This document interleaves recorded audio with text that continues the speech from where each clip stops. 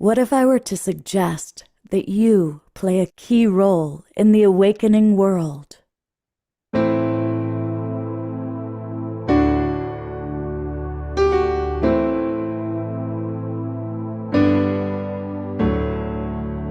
that you are watching this because you have heard the call.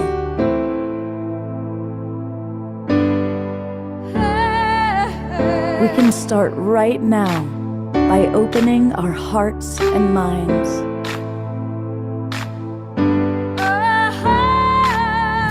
Welcome to the awakening world.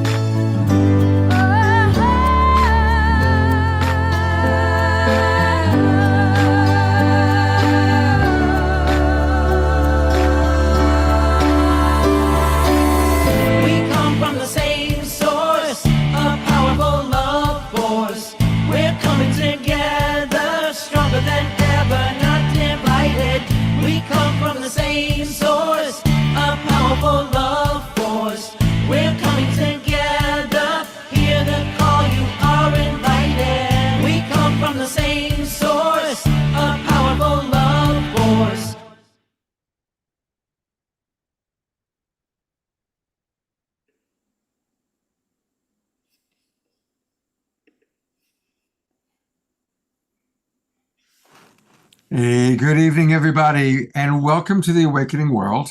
It's our Wednesday night edition, and we've got a really great show tonight. We're going to hear from Danny Sheehan, who is the man. We'll talk about, do a little introduction for him. We are going to see a pre-recorded video with Neil Donald Walsh and Steve Farrell.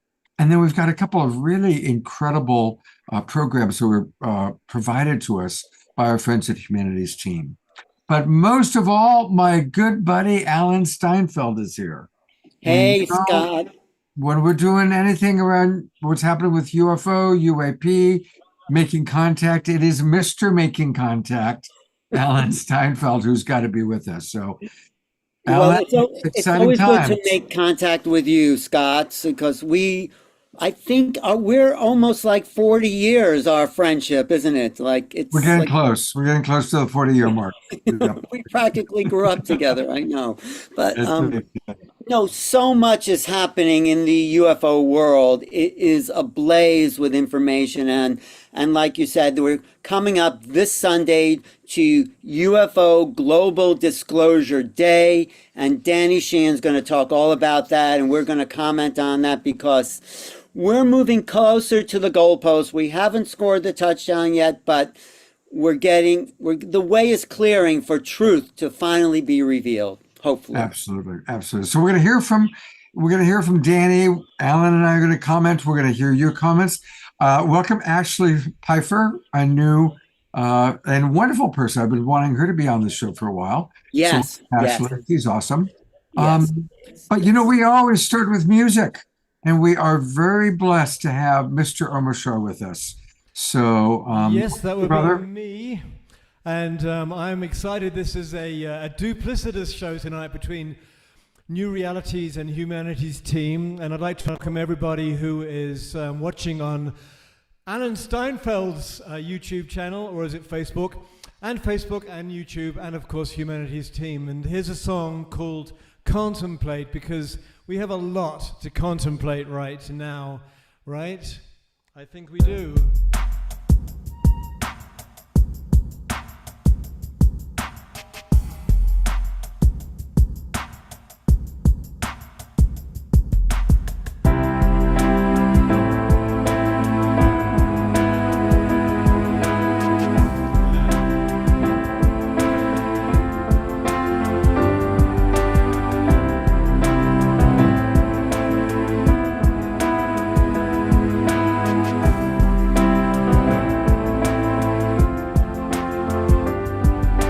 Contemplating everything I knew.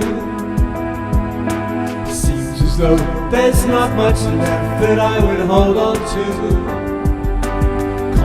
contemplating what is pure and true. Sun and moon and stars and light and earth and water too. We are rising, soaring, flying, living life so free.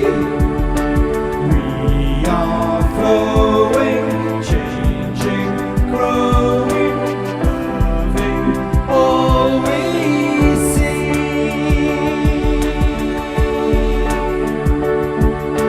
Glad to know we're coming home again.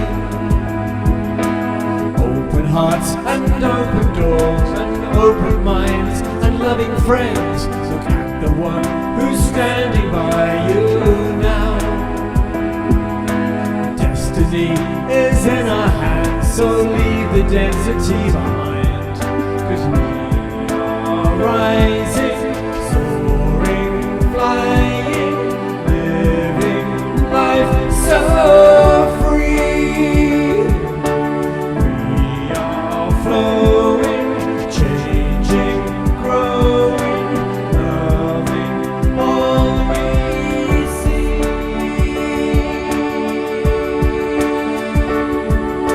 Turning to the face of those who need the light of truth, to help them turn the other cheek and turn around. We lift each other up into the highest point of view, so that together we can move to higher ground.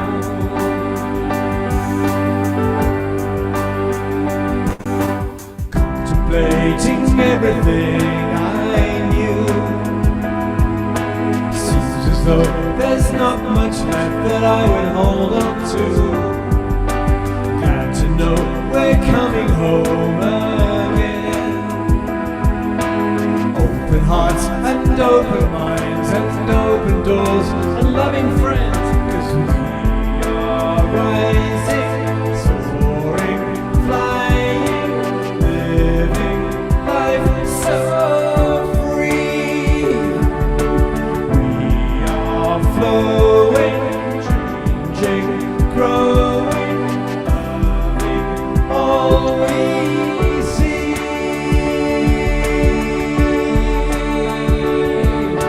Turning to the face of those who need the light of truth, to help them turn the other cheek and turn around. We lift each other up into the highest point of view, so that together we can move to higher ground.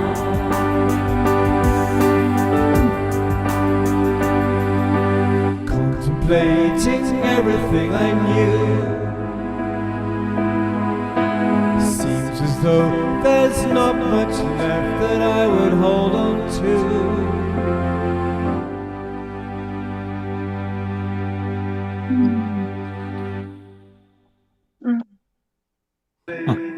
Everything I knew.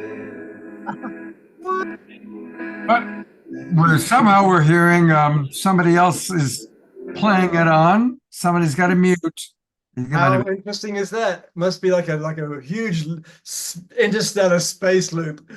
Exactly. But it's your multi-dimensional self. Well, it's the fact In that the Alan's with ultimate us. reality. When Alan is with us, we have every dimension tuning in, and so here we are. That's right. That's right. And speaking of other dimensions, I just want to briefly remind everybody that the wonderful thing we can do is we can support Omashar and our own listening experience by going to Bandcamp, omashar.bandcamp.com. That's where his 5 albums live, and get them. Let's support Omashar, and really, it's so good to listen to his music. It's, you know, especially those of us now that have been doing this for so long, we know his songs. And it's like hearing the Beatles, you know, when a Beatles song comes on, it brings back this sense of love and hope and inspiration. And it's, you are the Beatles of our time. The metaphysical Beatles. Well, I appreciate that. Thank you very much. John and I, we go back for minutes. So there it is. Well, Sure. Go ahead. It adds a professionality to have like a house band there and a consistency. I know you like to have lots of musicians, but Omar Shar's, because he's a professional and because he's there for every occasion, it just adds so much to the show. Thank you, Alan. I love you too, brother. See you later. Absolutely. Well, actually, stick around because I'm going to share a John Lennon story. This is a really cool thing. The story of the meaning of I Am the Walrus. Now, we've all listened and wondered, what does it mean? What does it mean? Well, it turns out that when John Lennon was in junior high school and senior high school, he was a naughty, naughty boy. And he had a English teacher that he did not get along well with at all. Beatles, he gets kicked out, had trouble with his teacher. Okay, 10 years later, the Beatles are the Beatles. And he discovers that this English teacher is bragging about how he had John Lennon in his class and he taught John Lennon and they're studying the Beatles songs. And so he literally wrote I Am the Walrus as a FU to this teacher saying, fine, try and figure out the meaning of this when you're, going through it with your kids. So that's the story of the walrus.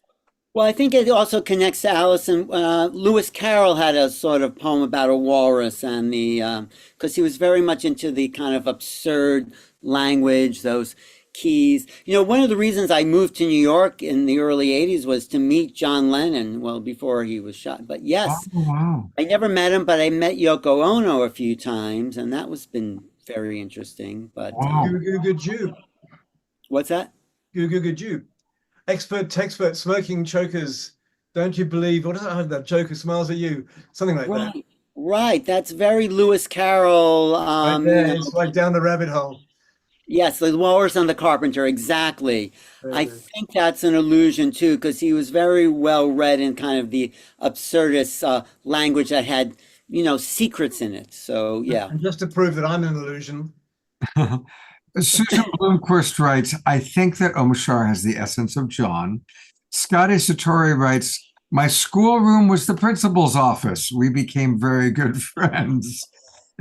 Susan Woolridge writes, the walrus and the carpenter. So there you go. All right, let's talk about Danny Sheehan. Because we're about to play the video and I'm going to read a little bit about him. This guy is amazing. Harvard Law School, Harvard Divinity School, a trained constitutional litigation attorney. For over 5 decades, his real work has been as a federal civil rights attorney, author, public speaker, and law school professor. And he's all been about exposing the sources of injustice in our country. This guy represented Karen Silkwood, who was later murdered, and they made a movie about her with Meryl Streep. He represented the Pentagon Papers, Daniel Ellsberg. He represented the Native Indigenous people at Standing Rock. He is the guy, and now his involvement in UFO, or we now call it UAP, disclosure and transparency, dates all the way back decades to the Carter administration. He was friends with Jimmy Carter, and he's been on this in the absolute center of the UFO world as it relates to government disclosure for 50 years. Well, Scott, he was asked by Jimmy Carter to investigate some papers in the Pentagon during that his administration. He found this UFO file and he took pictures of it. And he actually took that file out for Jimmy Carter, this secret UFO file. And so that opened Danny to the fact that, wow, there really is something there. And then in the 90s, he defended John Mack at Harvard after John Mack wrote the book Abductions, and Harvard said, you can't talk about alien abductions at Harvard, and they wanted to get rid of him. Danny Sheehan came there and some other lawyers and basically said, no, John has the right to freedom of speech. He may not agree with your opinions, but this is this is what John feels is true, because John was a psychiatrist, the head of the Harvard Psychiatry Department. And he said, these people are not crazy. They're having a real experience. And Harvard didn't like that, but they couldn't do anything about it. So Danny's been in the UFO field, since the 70s, the 90s. He's Lou Elizondo's lawyer. And Lou, of course, wrote this best-selling book, Right Out, Right Now, where he reveals the truth as he knew it of the UFO phenomenon. Lou Elizondo was central to this whole disclosure. I just want to read one thing that Lou says here in the book. Whether you had a UFO experience or aware of the facts, you should feel, what does it say? Sorry, let me just say. Whether you have a UFO experience, that you should be known by all, you should feel that your voice has been known. And when governments lie to their people, all of democracy is at risk. Keep the faith. We hear you. And that's sort of why he wrote this book. Because, Wow. yeah. And there's a lot more in here about his own experiences with orbs and how he went public. For the first time, he risked his job. He got threatened. People are being threatened for exposing the truth in this field in particular. So we'll talk about that, though. Yeah. Well, Danny's been a good friend to the Global Peace Tribe. He's been, on the show many, many times, Alan. And I know you've had him on your show, I'm sure, many, many times. And he's a great guy. He lives in Santa Cruz. He's just a real guy, and very open. Anyway, one more thing. He feels this is one of the key issues for moving the world forward. The UFO truth about the UFO secrecy, exposing the truth, is right at the top of his list of freedom for the public. So he's basically starting a people's revolution to get UFO truth. And just like all the other liberation movements that have gone down, it starts on the fringe and eventually it catches on. So thank you for getting Danny on the show tonight. Absolutely. So this Sunday is Global Disclosure Day, and you're going to hear Danny talk all about it. He wasn't able to join us live tonight because he had another engagement, but I did this interview that you're about to see with him last night. So it's very fresh. And here is Danny Sheehan. Let me pull it up. So here is our good friend, Danny Sheehan. I'm going to stop it a couple times and get your comments. So put your comments in the chat box and I'll read them. And of course, Alan and I will also comment about it as we watch this. I'm really grateful. We are with one of the busiest people on the planet, Danny Sheehan, who of course is doing extraordinary work. Danny, we're excited about Global Disclosure Day. Tell us a little bit about where things stand with the incredible work that you're doing with Luis Elizondo and Congress. Where do we stand? And then how do we learn more and participate in Global Disclosure Day? Okay, where we stand, Scott, is that as people may recall, last year at about this time, we succeeded, the people in the UFO disclosure community succeeded in getting the United States Senate to pass a 64-page bill that was called the UAP Controlled Disclosure Act of 2025. And it was designed to, number one, order all 6 of the United States military services, all 18 of the United States intelligence agencies, all 32 of the United States Defense Department agencies, and every single one of the private aerospace corporations that were military contractors to gather all together and compile in one place every single document, every single phone call, every single note, every single report that had anything whatsoever to do with the UFO phenomenon or ETs, the extraterrestrial life, to gather them all together and put them together and have them ready to deliver immediately on October 20th of 2024. that is this coming Sunday. Okay. So we succeeded in getting it. That was an absolutely historic event that took place. That bill was passed by the United States Senate Intelligence Committee 17-0, which means that every single Republican and every single Democratic senator supported it. It passed the United States Senate, with 90 of the 100 senators voting for it, sent over to the House. And then what happened there was that there were three people that were opposing it.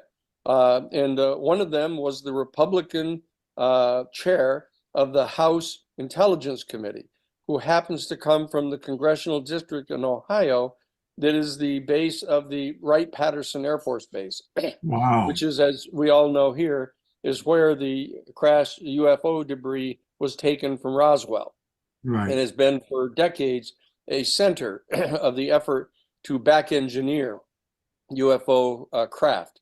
Okay. The other person was the Republican chairman of the House Armed Services Committee from over in Alabama, where the Redstone rocket range is, where they're trying to actually utilize the back engineering to try to transform it into a weapons delivery platform at the rocket range.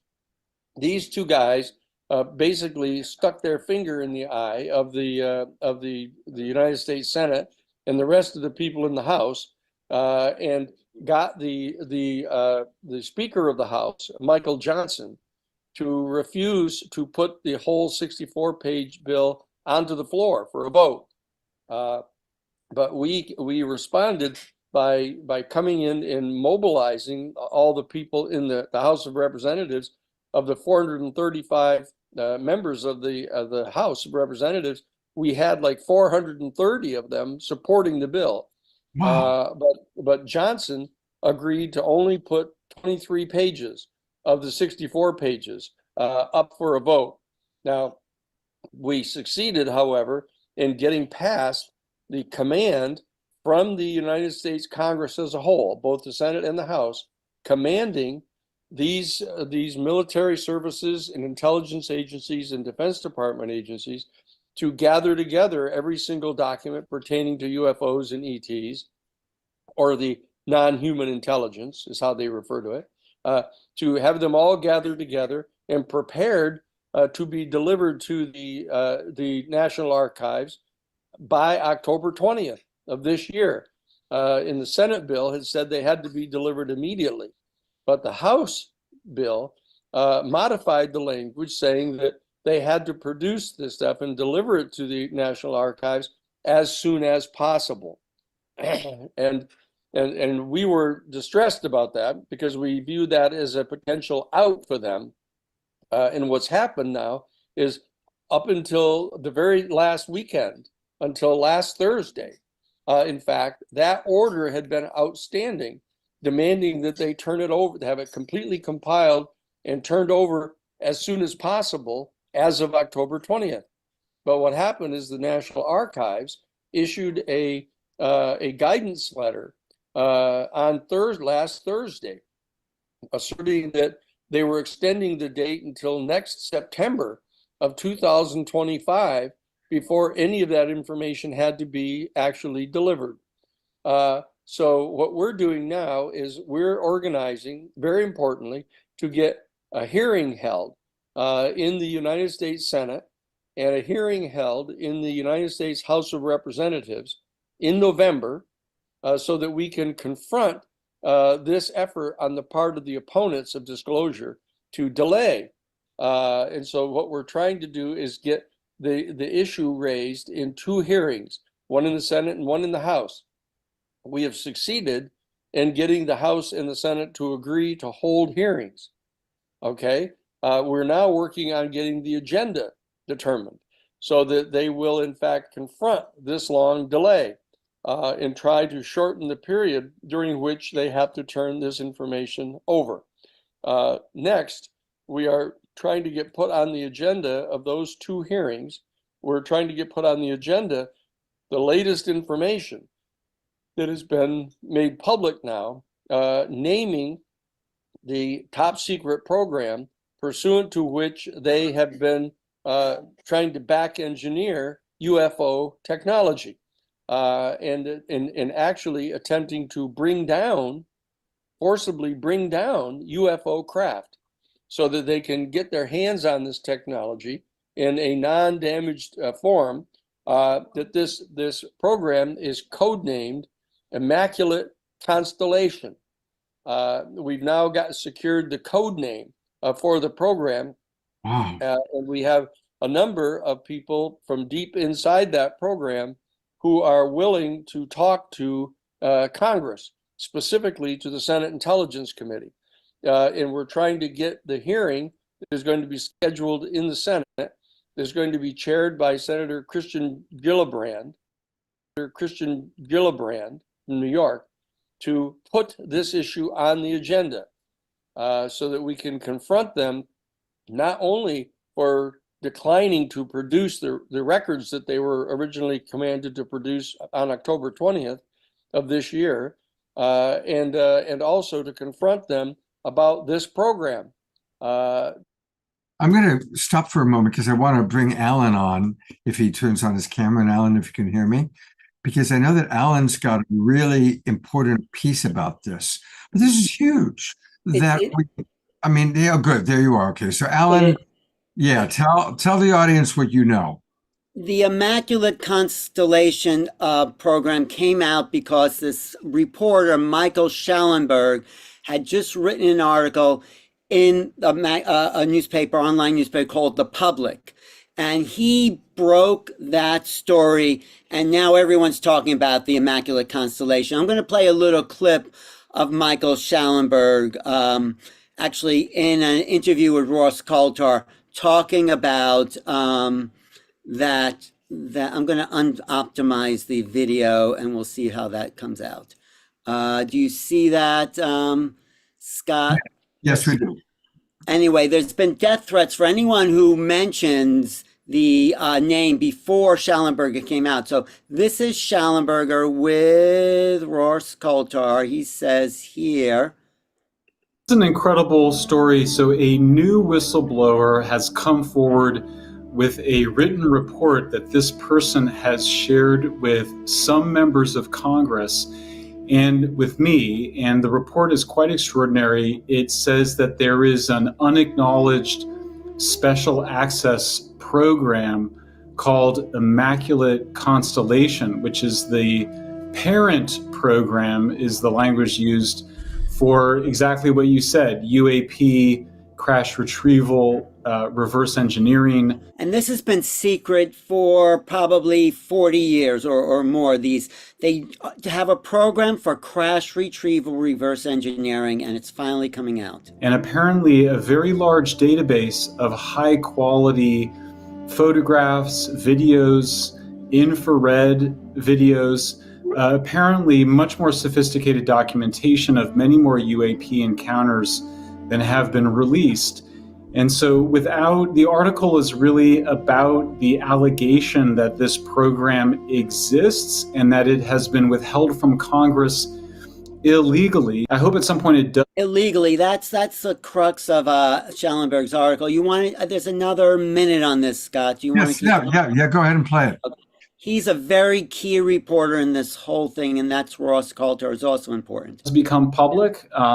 It's a fascinating, there's much more in it than I could summarize in the article, but there's just a fascinating description of different UAPs that we've all heard about, orbs and tic-tac and discs and triangles and boomerangs and all the different, you think about the Phoenix Lights. And so if you have some familiarity with the big UAP cases, it's very striking to see that there is a database of UAPs captured apparently by the Defense Department and the intelligence community in a database that Congress, at a minimum, the Gang of Eight should have access to. Yeah, the report. So I have the report. It's, I think it's 25 pages. It's very well written. This is a professional, somebody whose job it is to interpret information and evidence, somebody who obviously feels a moral duty to the Constitution.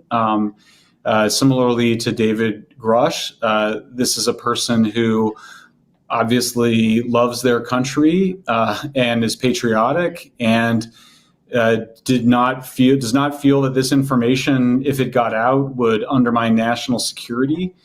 I hope very much that the report, that some version of it, can be made public, because this is taxpayers paid for this research, as you mentioned, over many decades.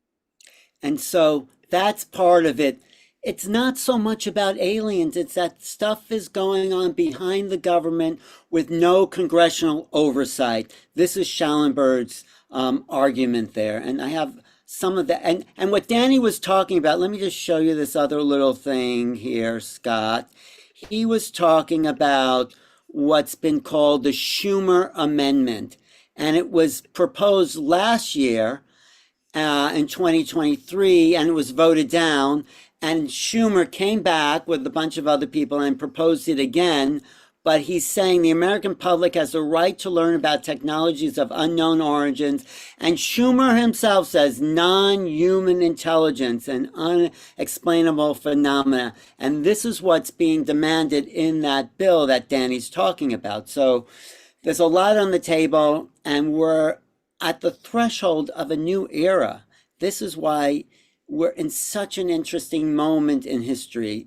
It's the time we wake up and feel we're part of a bigger cosmos. And that's why I wrote this book, Making Contact, because it's time we realize that life is an emergent property of creation. We're not alone in the universe, and that consciousness is the key to our future. So it's like that. Thank you so much for providing that additional input. We're going to go back to Danny in a moment. And again, somebody asked, I did this interview with Danny last night. Okay. So it's about as fresh as can be. Here we go, back to Danny. Constellation to force them to call whistleblowers to the stand publicly, as they did with David Grush back in July of 2023, to actually have live firsthand witnesses come forward and testify to the American people, confirming that this program exists, that we are in fact in possession of non-human origin extraterrestrial spacecraft, and the bodies of the occupants that have been confirmed to be non-human. That is what the agenda is that we're trying to get imposed upon these hearings in both the House and the Senate.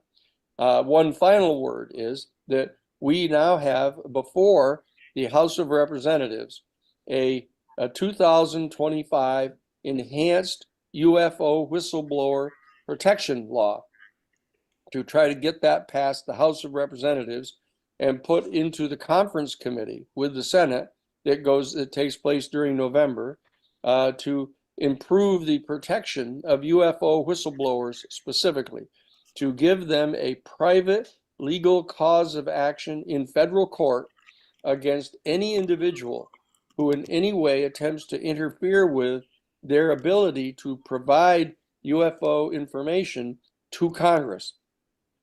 And that bill is in front of the United States House of Representatives right now, and we're trying to make sure that gets passed by the House. In addition to giving the potential UFO whistleblower a legal cause of action in federal court, we have in the statute that would strip the violator of any immunity that they have as a government officer or official, because under the present law of sovereign immunity, representatives of the United States government have qualified immunity. And so we're in the bill that we have proposed stripping them of that liability or that immunity in the case of UFO whistleblowers who want to talk to Congress. So that's where we are right now. That's the status of things as we go into our October 20th Global Disclosure Day, where we're going to be having a nationwide, worldwide telecast from the New Paradigm Institute on October 20th starting at 10. What, Sarah? Yeah, it's a Zoom on the internet on October 20th, starting at 10 a.m. Pacific time to begin. And you can see up here in the upper left-hand side where it says Global Disclosure Day, October 2023 is supposed to be. The bottom line is you can sign up right here. As you see, it's 1 p.m. Eastern time, and it's 10 a.m. Pacific time. You can sign up here for free, and you will be sent the Zoom podcast link. It's free of charge. You just sign up and sign in there and give us your name and contact information, and you will be sent the Zoom, and you'll come on at 10 a.m. Pacific time, 1 p.m. Eastern Standard Time, and we're going to have Lou Elizondo. We're going to have Colonel Carl Nell. We're going to have Ross Coulthart. I'm going to be there. Sarah Nelson, our executive director, is going to be there. Jim Garrison, our Washington, D.C. director, is going to be there. Kevin Wright, who is our Washington legislative liaison, is going to be there. We're going to have all the people that you can see listed here are going to be speaking, and we're going to be announcing Rich Hoffman, who is a member of the Scientific Coalition for UAP Studies, is going to be there.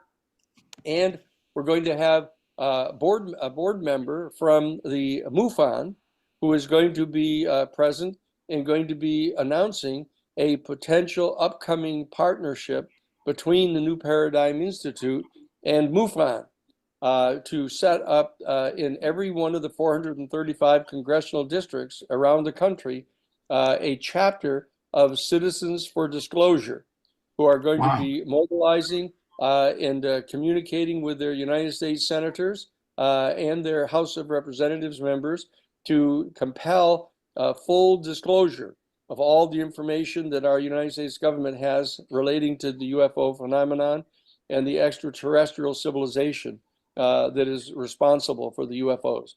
That's what we're doing on this coming Sunday at 10 a.m. Pacific time. How long will the program go for, do you think, Danny? The program is going to be a 2-hour program. Okay. So we're going to have presentations made by all of these people, which is going to include we have Citizens for Disclosure operational already in 43 states. Wow.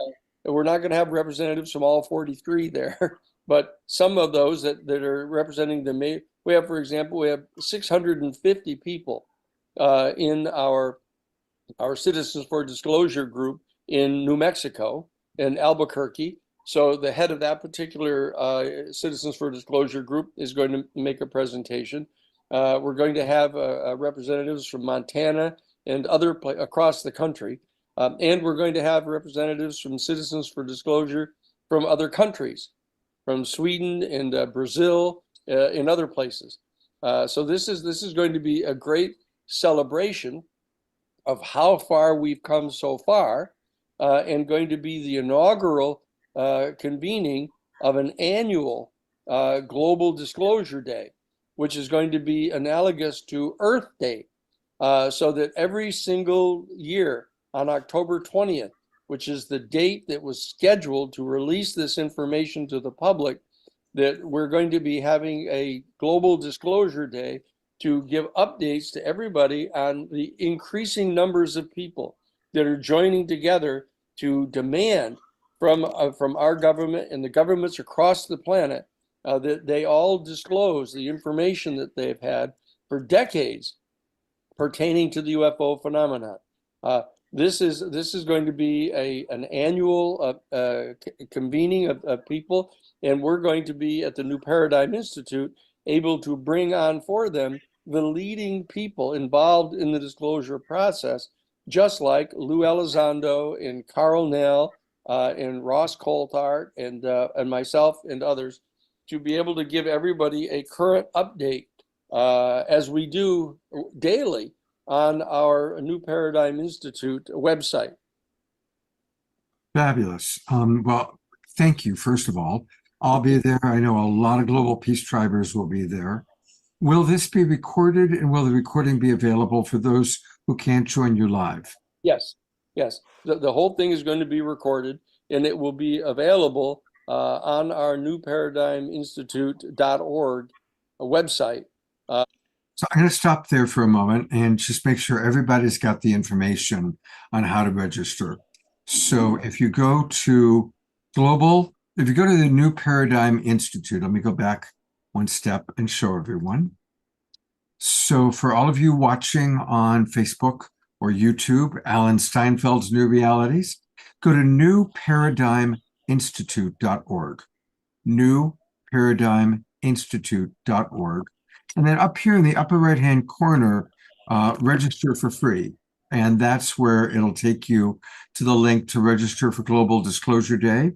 I'm going to put that link into the chat box for all of our Zoom room friends.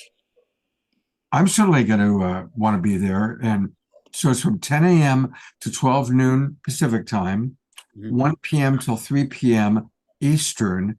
And Kathy, she just said that there'll be a recording. So if you register, then you'll be able to find the recording of it. I guess they'll send out the recording or they'll post it on the New Paradigm Institute website. Alan, what are your thoughts? I think the cast that he has lined up here, Lou Elizondo, Carl Nell, who I showed last time, who's a colonel, who said, absolutely, there are ETs among us. Let's see who else is on this list here. Well, your friend Stephen Bassett.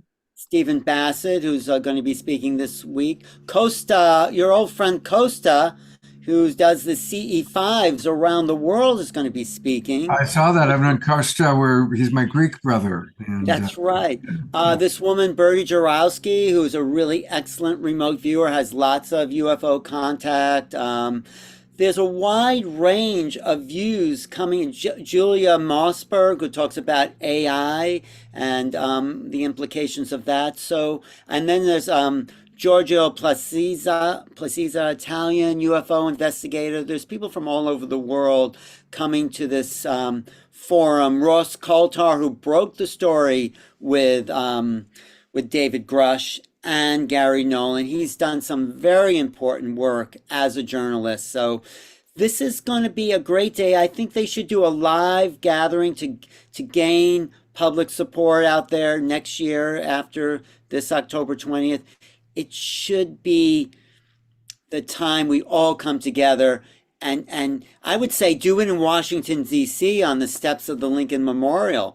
I mean, we should talk to Danny about that, because that you can actually get the Lincoln Memorial if you say you're not charging and just have to make a reservation. Let's do that. Let's talk to Danny. Get some of the big speakers in our field. We'll get Whitley Strieber there. We'll get, Linda Moulton Howe. We'll have a, like they used to do those anti-war rallies in the 60s. We'll do a pro-truth rally that everyone is invited to go to. So fantastic. That's my vision. Yeah. I want to, I'm not going to read everything, but there was a great chat going on with Alan and Susan Blomquist and Jeffrey Colebrook and a few others, Kat Lewis, in the chat box. So for those of you on Facebook, what they were talking about is that so much of this is about money. It is the military-industrial complex trying to stop disclosure. It used to be, Alan, the Catholic Church that was stopping it. But the current Pope is the very first Jesuit Pope. Danny is a Jesuit. He's talked to Pope Francis, and Francis wants there to be disclosure because he believes it'll bring the world together. So it's no longer the Catholic Church stopping disclosure, but it's the military-industrial complex that wants to monetize the crash retrievals. The crash retrievals, exactly. And do you realize how illegal that is? They're taking property that belongs to the people of the United States, and they're selling our property to private industry and making, that's my feeling. I don't have any proof about that, but why else are they threatening people It's not about aliens. It's about money. Who cares if there's aliens? I mean, we care, but does they care about the access to weapons, development, and power is what Susan mentioned, and I agree. I also would just want to show you a little bit of the article that broke it open Yeah. around the world. This is Schallenberg's article in something called Public. Let me just pull this up here so everyone can see that. You see that on your screen? I know this. It says Pentagon is illegally hiding UFO program from Congress, whistleblowers allege. So there's one whistleblower that came forward. New government whistleblower reveals for the first time the name of the unacknowledged special access program, which we just heard is Immaculate Constellation. Before this article, people were threatened. George Knapp was threatened to come out with that name. So this is just brand new, October 8th, 2024. And at the bottom of this article, it says what is really going on here. Okay, here. One of these individuals, this whistleblower,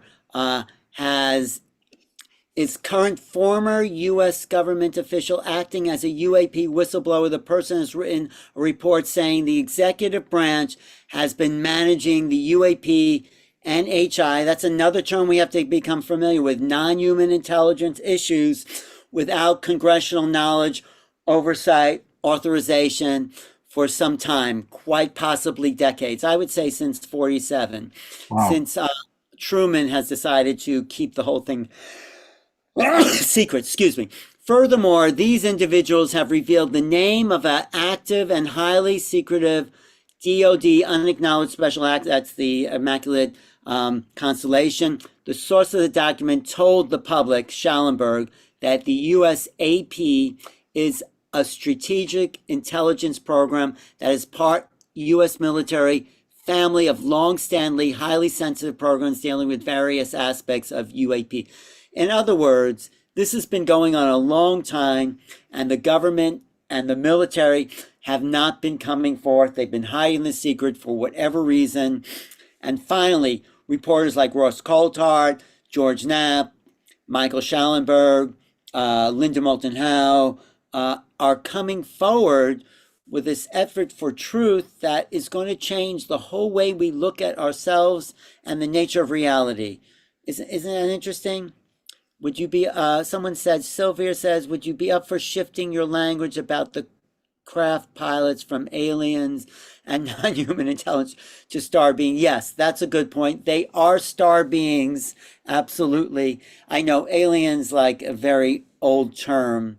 Non-human intelligence, star beings, I think we're a long way for Congress to actually acknowledge star beings, but at least they're saying they're not aliens. Yeah. So I will change my line. Thank you, Sylvia, for pointing that out. Isn't that interesting, Scott, that it's all coming out now?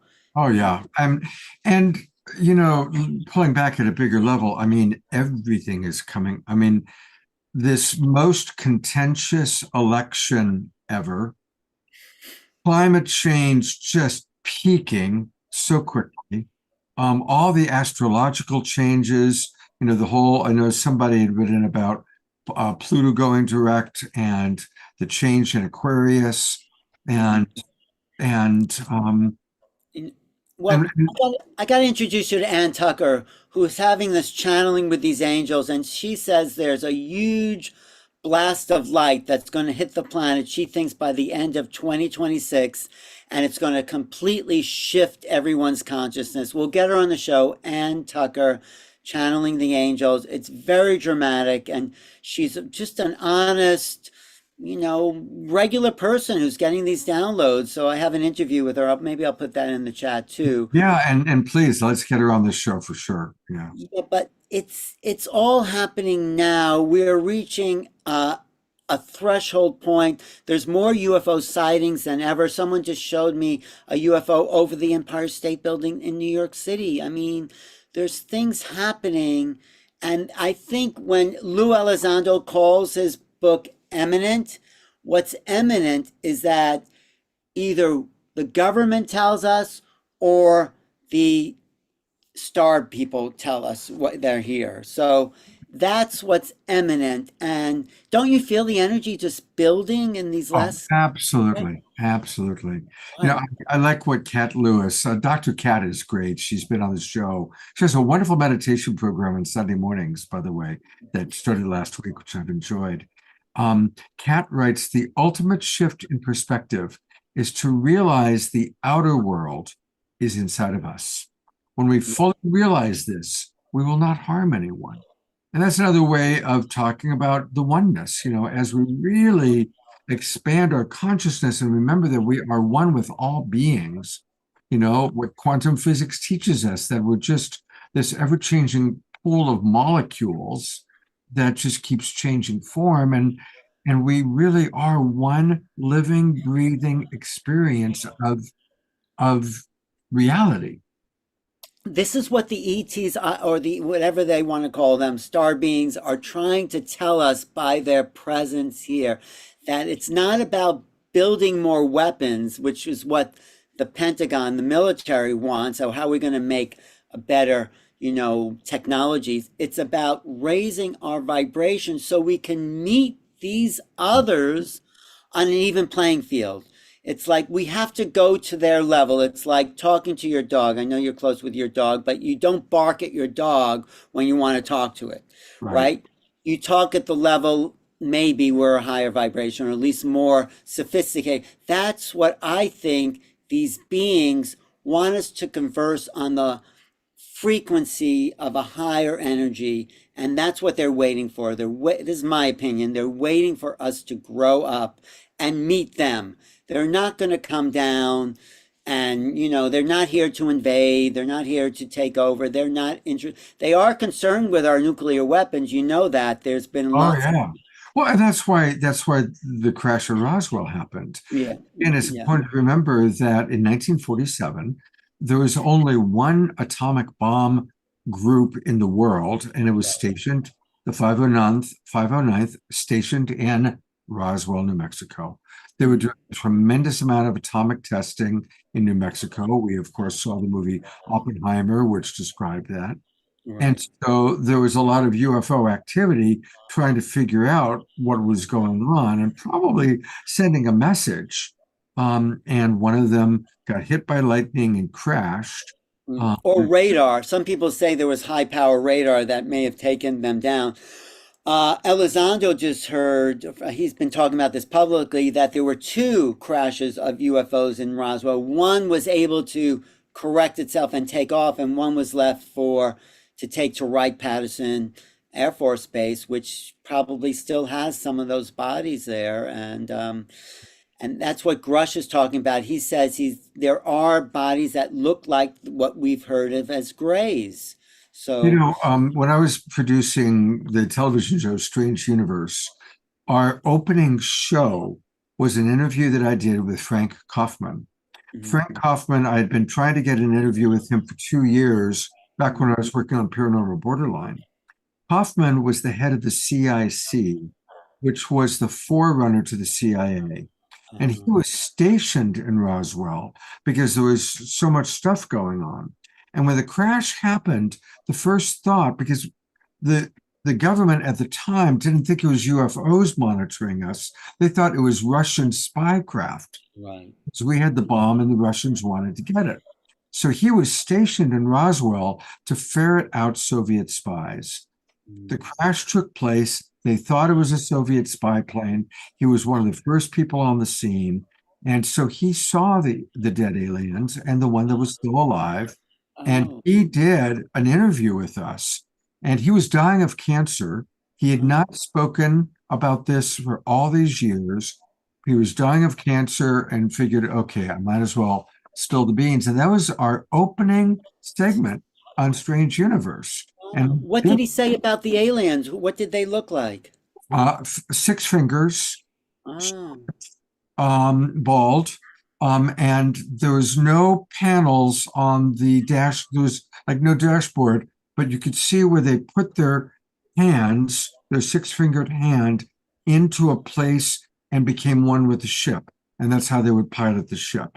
right. It's about consciousness. They merge with the ship, and They merge with the this ship. is, this is why consciousness is the key to understanding the UFO phenomenon. This is why the military can't explain what's going on, because they're not interested in consciousness. They're just interested in weapons. Although some people may now, the people who are coming forward, like Elizondo and Carmel and Grush, are opening up to the idea that there's something that about consciousness. Elizondo was a remote viewer. If you read the book further, he'll talk about.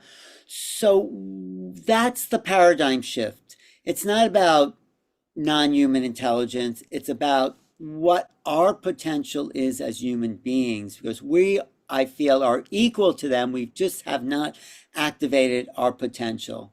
Absolutely. That's This- right. We've got 5 minutes left of Danny. Let's finish with Danny. Okay, great. An Omashar song, and then Neil Donald Walsh. So, and more Alan Steinfeld for sure. So here we go. Let's complete with what Danny had to say to me last night. A website for people who are unable to make it live. Okay, great, great. Question I know a lot of people ask, is there a particular presidential candidate that those of us who want disclosure should vote for? Does it make a difference? Well, there would be but none of them have been nominated by either of the two parties. But they do exist. But the bottom line is that the presidential candidates and the major senatorial candidates in House candidates for the two major parties have not made this a make or break issue yet. But there are a significant number of members of the House and Senate who have been very, very vocal about supporting the disclosure bill that we have been involved in drafting at the New Paradigm Institute. And they have spoken out on this repeatedly, that we as a 501c3 have not been authorized to engage in actively campaigning for them against whoever their opponent may be. And I hasten to point out that these include both Democrats and Republicans across the political spectrum. That this is one of the, if not the only, totally bipartisan issue in the United States Congress right now. Almost everything else generates into this and into the two anything that's proposed by the other party. That has not happened with regard to the UFO stuff. That tiny number of people, those three people that I've mentioned, the Michael Turner, who is the chair of the Republican chair of the House Intelligence Committee, and Michael Rogers, who's the chair of the Republican chair of the House Armed Services Committee, and Michael Johnson, who is the present Speaker of the House, are the only three in the whole House of Representatives who've actively opposed the bill. But even they were only successful in stopping part of it. We were able to get 23 pages in, like a third of the bill, which was part of the most important part of mandating that they gather all this information together and turn it over to the National Archives. Because there in the National Archives, whether it's for public release or even still classified, the members of the Senate Intelligence Committee and the House Intelligence Committee that have the adequate clearances will be able to get access to it. Right. And it'll be the first time that Congress has ever been given access to the above top secret the special access program information about the UFOs. And so that this is a major hallmark of the UFO disclosure movement in the world. And it's a major victory that we have won so far, but you can see that they're still dragging their feet in trying to come up with different ways of postponing it. Yeah. The bottom line is the mandate has been issued to them to gather it together. Even with the National Archives, they've now been commanded to turn it over by September 25th of 2025. It's another year to wait, but it gives us the ability to bring up these subjects in the two hearings. And very importantly, we've succeeded in getting hearings that are going to be held in both the Senate and the House virtually immediately after the election. November 14th is one of the dates for the hearings that we know are going to be held in the House, and the Senate hasn't announced the day in November yet, but both meetings, both public hearings, are going to be held in November following the election. All right. After that, I was just thanking him for his time. Right.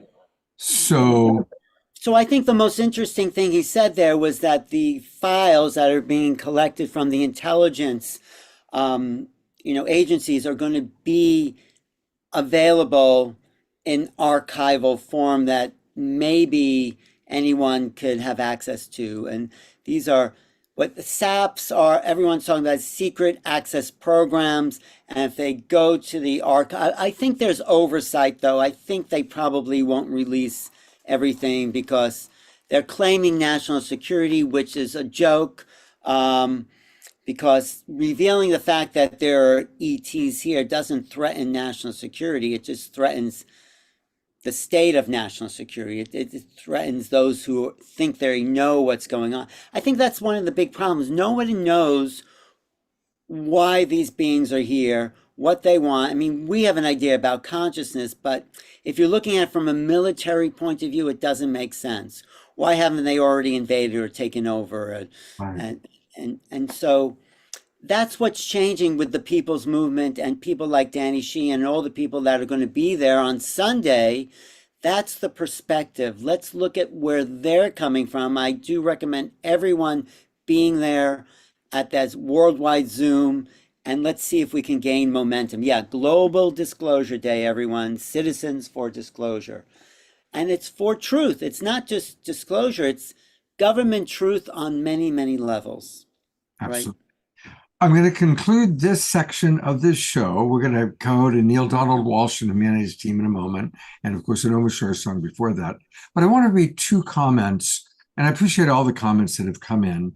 I'm not going to respond too much to the political ones, but I really want to read two comments that, for me, summarize this. And you've kind of referenced it, Alan.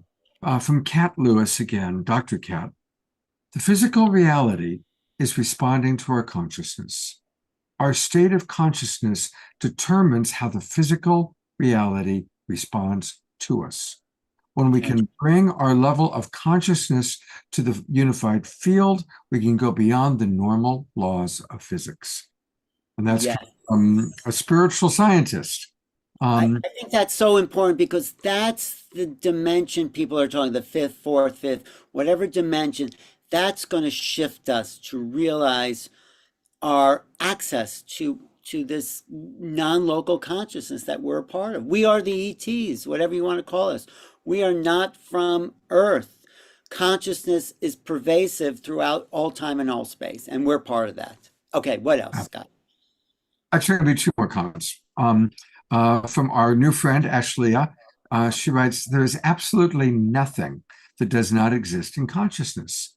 As we self-actualize and realize our inner space is connected to the outer experience, we're going to realize how powerful the human being is.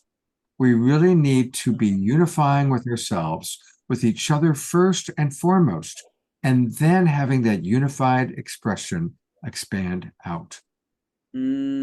Excellent, Ashley. Yes, excellent. You know, Scott, we should do a show with Ashleah and Tara, my friend, Tara, because they both talk about grounding consciousness into the body and bringing that out as an evolutionary trait. So do it. Let's do that. Okay, next show with Alan. That's what it'll be. Okay. And just want to reference what Ellie wrote, talking about how we really are. These are our brothers and sisters. And I think we know that there are many, many species, just like there's many species of life on this planet. Obviously, there's many species that are visiting us. That's why there's different size of craft and but I think many of us do have a connection to the Pleiadians, to the Sirius. Are you serious? Are you serious? No, I'm Pleiadian. Okay. So anyway, I just wanted to acknowledge that part. Scott, the universe, I'm convinced, is full of life and it's full of intelligent life. And we've been kept in the dark. It's like, no, you're too young to hear about sex. We can't tell you about, what the rest of the universe is like. We're being treated like very little children by our government and military, like you can't handle the truth. Well, I think the time is now. So do you realize what an epic moment in history we're at now, Scott? Oh, absolutely. Yeah. Absolutely epic moment. That's why you do New Realities. That's why I do the Awakening World. That's why we're all together on Wednesday night Yeah. talking about this, because this is it. This is what's really going on. That's incredible. Yeah. So, all right. Thank you, Scott. Thank you, Alan, for joining us. Yeah. Stick around if you want. We're going to hear from Neil Donald Walsh and some of our friends from Humanities team. And as our bridge, it's the Alpha Bridge Omega Man, our beautiful house musical artist over the shore. Yes, indeed. And it's interesting because when I first came to the States a couple of decades ago, I was called a legal alien. So that discloses something right there, I'm sure. And me and Sting, right? Yep. And so, yes.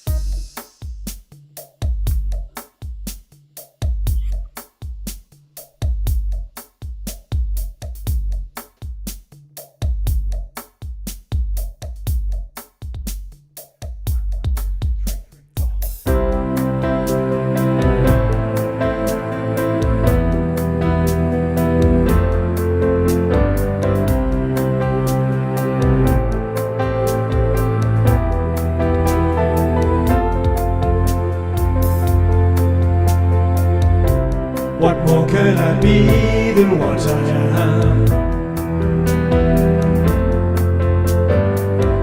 Though it's taken some time to clear these clouds from my eyes.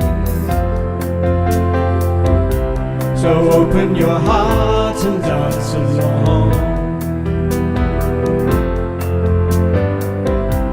I'm thinking it's time to stop that same old song. Alive, so hear me now.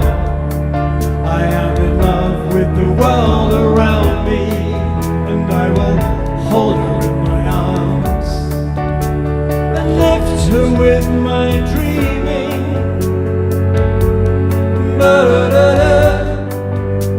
And lift her with my dreaming.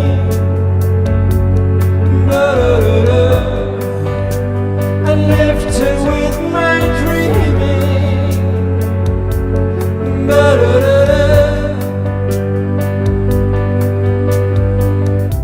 So don't try to hold me to what I was. I've traveled through time to see this day arise. The love that I am is here for you. So open the door and let the sun shine in. I've come alive, so hear me now. I am in love with the world around me, and I will hold her in my arms and lift her with my dreaming.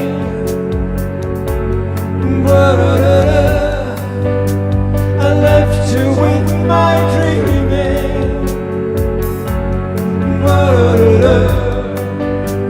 I left her with my dreaming.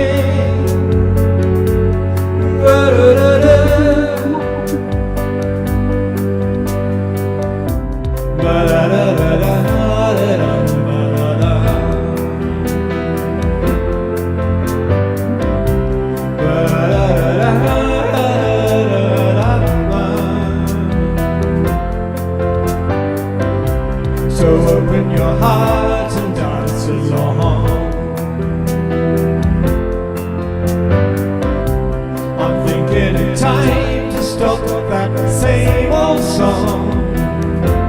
I've come alive, so hear me now. I am in love with the world around me, and I will hold her in my arms and lift her with my dreaming.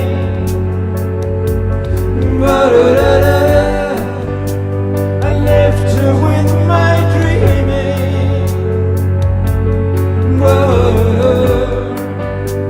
And lift her with my dreaming.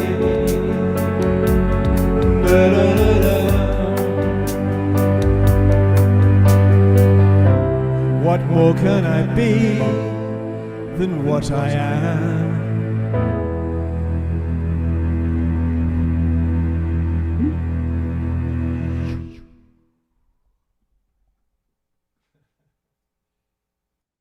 We got to unmute. I know. Well, this wonderful man.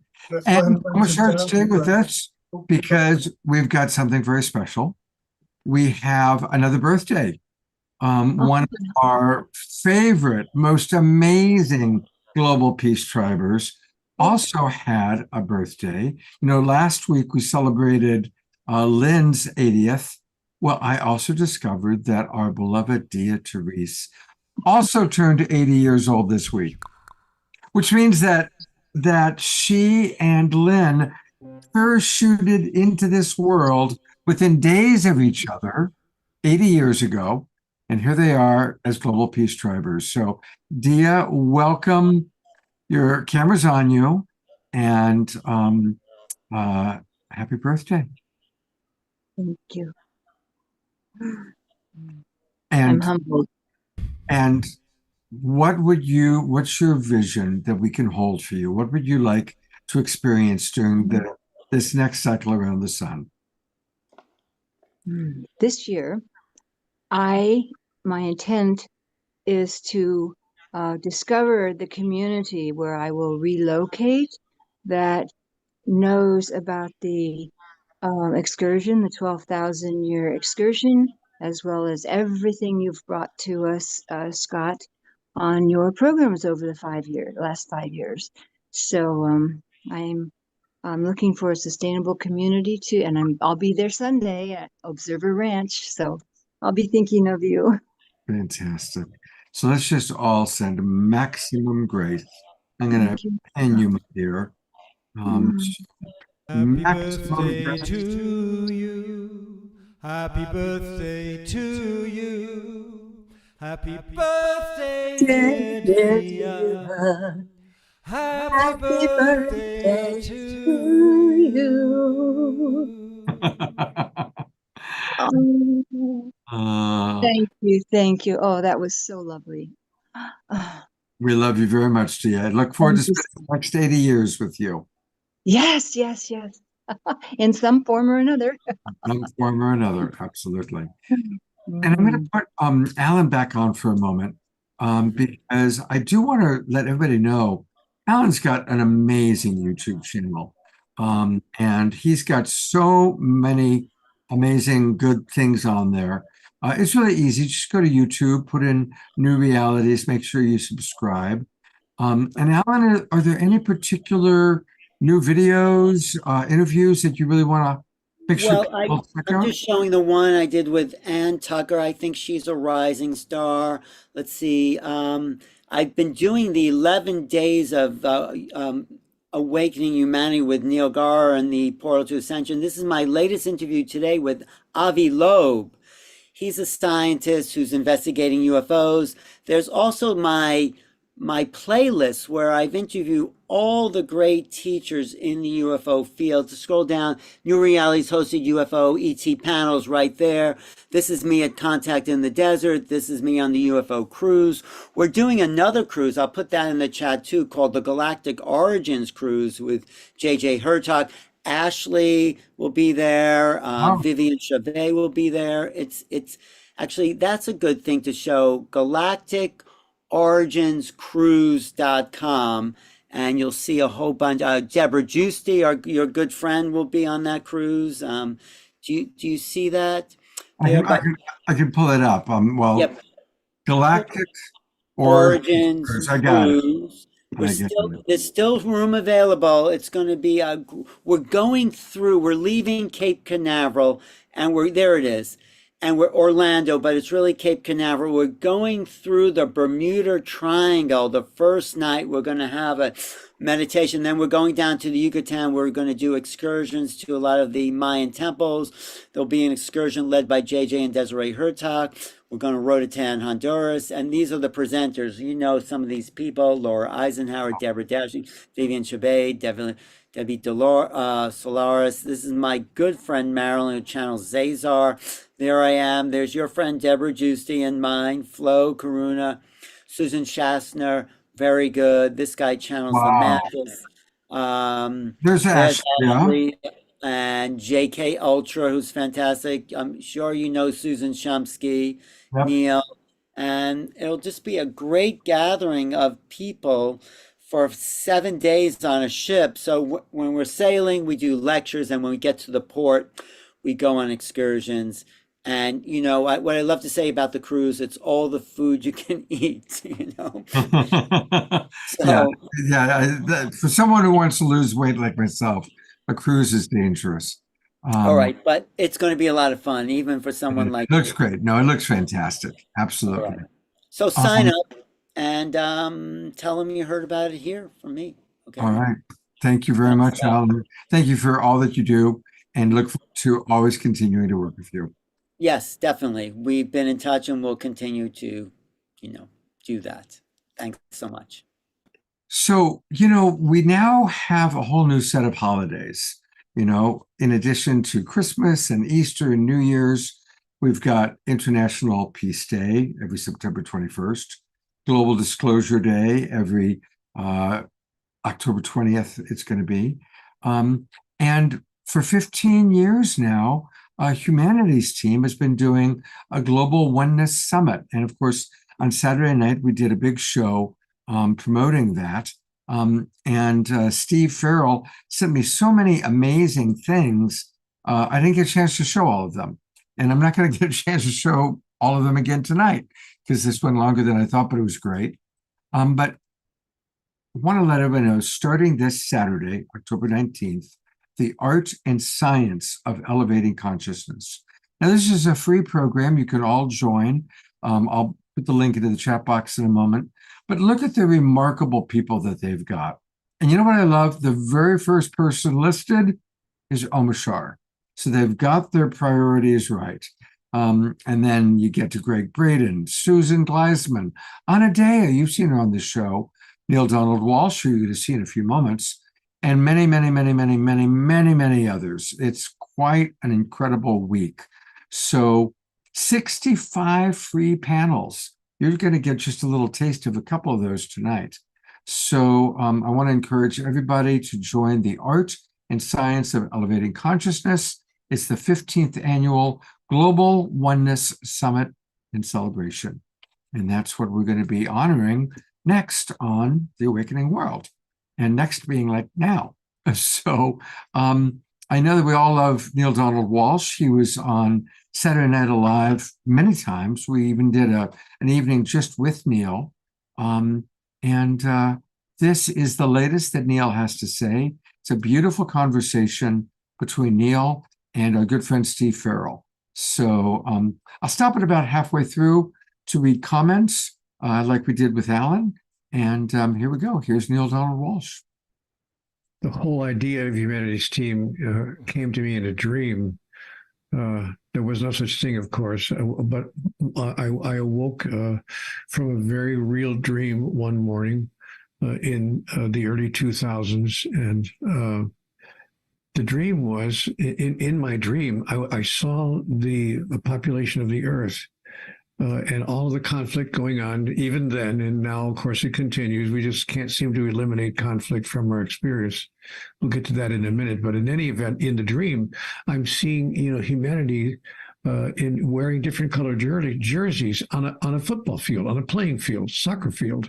Some were in yellow jerseys, some were in blue jerseys, some were in red jerseys.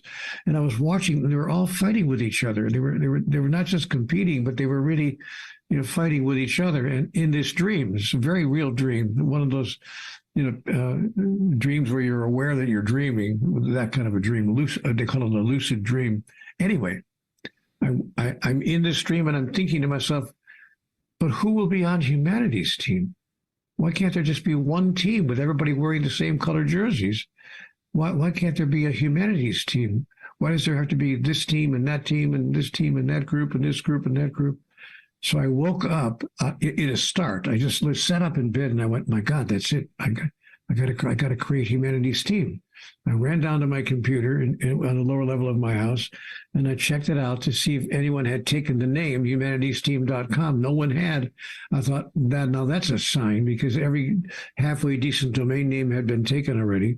So I went ahead and I purchased humanitiesteam.com and .org and .whatever, .info, all of the permutations, all of the variations, so that no one could steal the name.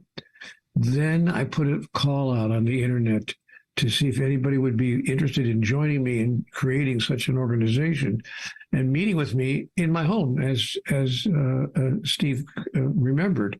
And sure enough, a handful of people, I'm not talking 20 or 30, but maybe 6 or 7 people showed up at my house. We spent a weekend in my home in Ashland. Steve, thank goodness, was one of them. And there were 4 or 5 others of us just sitting around talking all weekend about how we could create, or what would happen, what would need to happen for us to create an organization called Humanities Team. And Steve just lit up the room. He just said, I'm in. And he threw his chips on the table. You know how you do when you're playing poker, all in. Steve was all in, and that's just what I needed. Nobody else had that. There was a lot of interest in the room, but nobody had that level of commitment. But Steve and I met each other in terms of our level of commitment, and we decided to create a humanities team. So I announced a major event in Portland, Oregon, and we had about 6 or 7 people there, or maybe 600 or 700, I forgot, but it was a large number of people who showed up. And then I gave a little talk and introduced Steve, and Humanities Team was formed right then and there. And Steve, talk about commitment, just dropped everything that he was doing in his life. I mean, in the years that followed, he just stepped away from most of the other activities, including his businesses, in his life, and became the worldwide executive director of Humanities Team. Thank goodness he did, because I have zero administrative ability, zero ability to do anything really, except just maybe write a paragraph or 2 here and there, but that's about my only talent in life. But Steve had all this administrative talent. He knew how to form companies, how to create groups, how to get people to work together. He has all these terrific talents. So I just said, okay, I'm out of it. You're in it. You're the big guy. I'm just a person over here in the corner. And so that's the story of Humanities Team and how it all began back in 2000 and something or another. Well, let me say, that was a lot of wonderful memories back there, Neil. And let me go to this whole who's going to be on Humanities Team thing. I want to just indulge that for a moment, because isn't that interesting? Because today, isn't uniting humanity, isn't this the thing? Isn't this the thing? Where you've got people all over the world saying, what is it going to take to unite humanity so that we can create a world where we come out of global warming? And of course, it's more than global warming, where there's just overuse of energy, water, land, etc. They're all we're not stewarding the planet well. And there are wars and all these things. And to say nothing of the mindset of people, certain people and nations that talk about, when we disagree, we're going to kill each other. Right.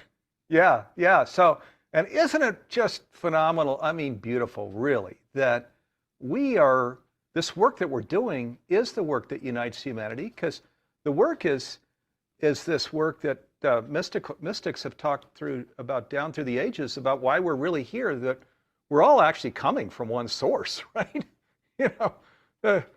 We made up all the countries and these different tribes secret. And things.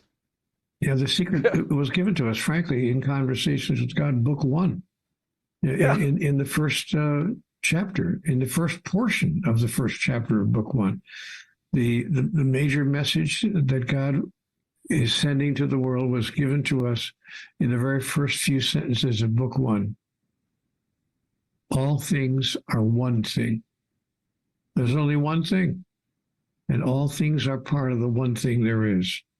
And I questioned that. I said, what are you saying? What that would mean that we're all part of you, and you're all part of us, of all of us. And God said that is exactly right. And there is only one body, one essence, looking differently, but really one essence. And then I was fighting to understand this, Steve. And God said, Neil, hold up your hand. So I held up my hand, and she said, now take a look at the fingers on your hand. Are they identical? No, they're not identical. They're different. Are they separate? Well, no, they're not actually separate. They're attached to my hand. And God said to me, okay, so you now understand that you are all fingers on the hands of God. There's no separation. No separation. You're all one body, but you are individualized. And that's been part of the challenge, Steve, because most people who want to agree that we are all one are afraid that if they agree and hold that as their reality, that they will lose their sense of individuality. And so they don't want to lose their sense of themselves as an individual expression. So I want to make it the point here, if I could today, without going on too long, but just to make the point, that while we are all interconnected, we are all one. There's really no separation between us. That does not mean that we are not all individualized and all capable of our individual expression of the wonder of life that we call divinity. So that would be my message here today. And what would take, you asked a minute ago, what would it take for us to be members of Humanity's Team? What would it take for us to all join together and begin to work toward a common goal? Simply an understanding of our interconnectedness. And we're seeing it. We see it all over the place. We're disconnected. We are destroying each other economically, militarily, in just about every way you could imagine. So that's the solution, is to find our way back to the unity of all of life. Sorry, I didn't mean to get into a sermon here, but that's my thought about it. Yeah, I could be wrong. I'm going to start my video. I'd love to hear some of the comments coming in from people. I see a lot of comments that come into the chat box. So I'm going to read some of them. Connie writes, Connie Baxter, who hosts one of the panels. We showed a little excerpt of that on Saturday night. Connie writes, Humanity's Team is doing the foundational work, bringing the science that shows us that we are one in a holographic fractal universe. Susan Bloomquist writes, there needs to be a way for wildlife to be represented in the decisions made by humans with machines that can cause harm. Yes, Susan, thank you. I had the good fortune before he died to get to know John Lilly, and he created the idea of the Cetacean Nation and actually tried to get the Cetacean Nation be acknowledged by the United Nations as a nation.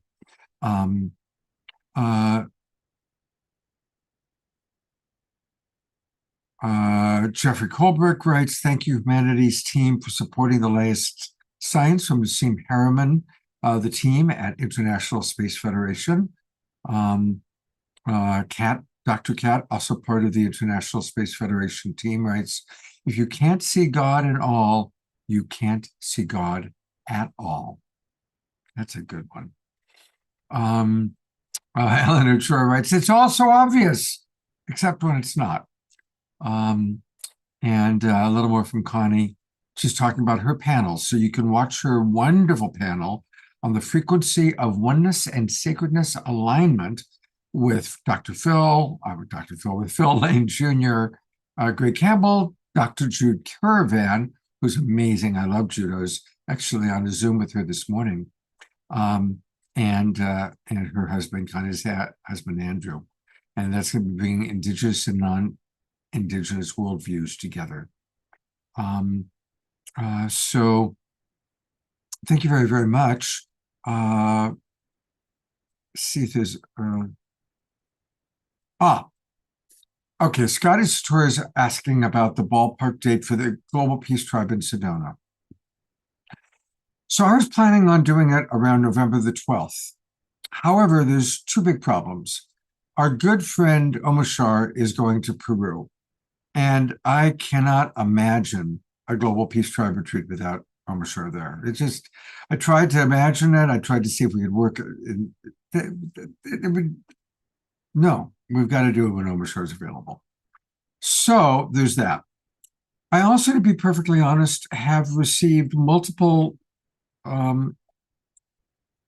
conversations with people that indicate that there could be a lot of very tense things going on in the United States shortly after the election. That's why we're doing a big unity show, is to help come back into unity. I talked to Shekinah, one of the Twin Ray, for well over an hour yesterday, and she, along with others that I respect, have all suggested that being in Arizona the week after the election might not be the best choice. So the combination of Omashar being in Peru, he's really not going to be in the United States. He's like going to be in Peru. I'm looking at moving it to a little bit later. And so it'd be helpful to know if people would be okay if we move it to the very end of November or early December. So it's a good month away after the election. We'll know where everything stands. Things will have settled down. And most importantly, Omashar could be there with us.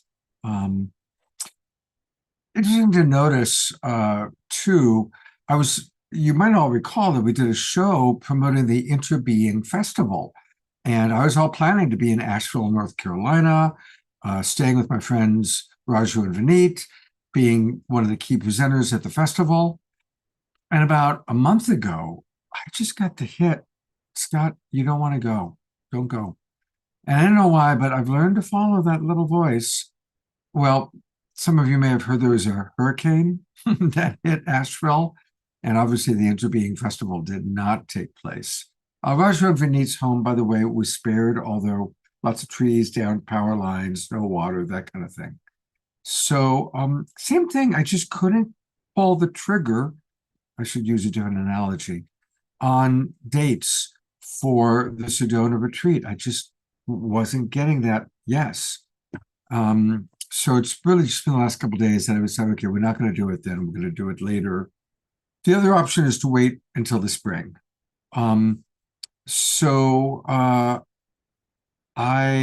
Roger's saying, why not spring, too close to the holidays? So that is true. So if most of you can't do it in late November, obviously I would do it after Thanksgiving and before Christmas, obviously, in that little period of time there. Let me know. Let me know what you think is possible, and how many of you would be coming to Sedona if we do it in late November or early December between the holidays, and how many of you want to wait till the spring. It'd be very helpful to know that. Okay. And thank you, Scotty Satori, for being good with anything. He is vibing warmer weather. This is true. Although Sedona is actually still usually pretty nice. Actually, I was there last November. I've been there in November a few times. It's actually a good month for it. So anyway, let me know what you all think. And I appreciate Susan and Connie are voting for spring. Sylvia is voting for late November, early December. So yeah, let me know, you guys. Listen, we can always do both. That's a possibility too. So put it in there. All right, let's go back and hear the remainder of what Neil and Steve have to say. Of course, it's this is, and the world is coming together around this message. We'll talk about that. But first, let me just share, of course, we're coming out here this week from the end of the COP28 Dubai conference, right? So, which is all about climate change. And as we know, there's a lot of disappointment, as there have been coming out of these other COP conferences, where we're talking about, where we're in this level of consciousness. We haven't gone to a elevated level of consciousness, such as what Neil and I are talking about. We're in this separate level of consciousness. And no, you you stop this and you stop that and you stop this, and of course nothing is happening. we just aren't getting there, right? And this Einstein thing that was shared, there were so many things he shared way back when, but one of them that no problem can be solved at the level of consciousness that created it, which is bringing in then why Neil went on about this whole oneness and unity and diversity and unity thing, which is because when we go to that elevated consciousness that mystics described, and that now science everywhere is affirming, right? If we're paying attention, science is affirming this everywhere. So you don't even have to take it from mystics anymore. Just go follow the science. And where we understand that is the elevated consciousness, where we have awareness that, oh my God, like you said, there are fingers on a hand. There's diversity and unity, and then as we know too, humanities team, our calling, I'll call it, was to go down the path of education, because education is often the most powerful form of transformation, right? And so we work with the mediums, and we work with near-death experience community and the scientists and spiritual leaders, Neil and Michael Beckwith and others. And what we're finding here is, as they describe not only the physical life, but the non-physical life, mediums and near-death experience community, is in the non-physical realm. It is this perfect love and perfect light where Neil shares, this is what God is saying, yeah, that's what life is. And Neil says, well, that's too good to be true. And God says, well, if God can't tell you something too good to be true, who can, right? That this is like, well, this is what divinity is. It's your birthright. This is what you were born into. And so the beautiful thing is I think more and more people are awakening to this. And this, Neil, this is, boy, it was, for me anyway, maybe not for you, but back there in June 2003 and planning it, my family was young. My son actually took his first steps when we were in Wilsonville, Oregon. I missed that because I was in Wilsonville, Oregon with Neil. You missed that because you were taking your first steps. Yeah, right. And so it was challenging. And back then too, conscious living, awakening oneness and things weren't so, maybe we weren't as far along. But oh boy, thank God we seeded the soil with this wisdom, and that more and more people are understanding. And now it feels to me like one of the big issues is just living into that wisdom, where we're saying, okay, let me, fingers on a hand and divinity, and how do I live into that? Am I going to lose everything if I do? I think that as I'm doing programs more and more, that's kind of where people are coming from, of, how can I do that? Maybe lean into that, stretch into that in a deeper way. Do you want to talk to that, Neil? This is the secret here, Steve. You just hit upon the solution today. We need exemplars. We need imitators. We need people who are willing to be models of the understandings that have come to us in the conversations with God material and from all the world's really wonderful spiritual sources, all the positive messages that we've received. So we need Jeannie and Jacqueline and Gail and Louise and everyone who's with us here to say, not only am I going to support Humanity's team, not only am I in, not only will I be there with my energetic support, but I intend to move through the world in such a way that people see that I am modeling the behavior that can change the world. Just watch what I think, watch what I say, watch what I do, watch my actions, listen to my words. And when we have that level of commitment that people are saying, not only am I going to support Humanity's team in its endeavors, I'm going to be part of that endeavor on a personal level. As soon as I walk out of this house, as soon as I step outside, I intend to be a model of the message. Wow, I never put it that way before. What a nice alliteration. I'm going to be a model of the message of Humanity's team. The message, of course, we are all one.